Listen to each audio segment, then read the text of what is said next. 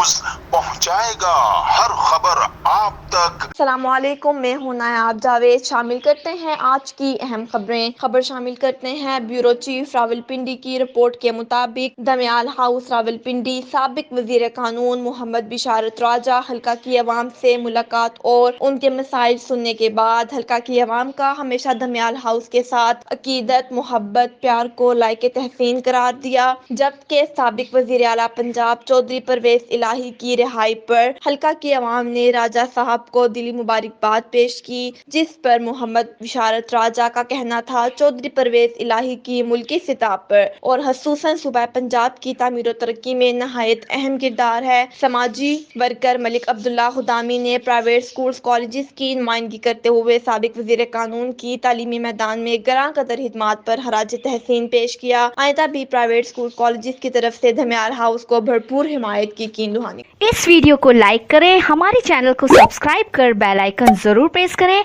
हमारी new video सबसे पहले देखने के लिए।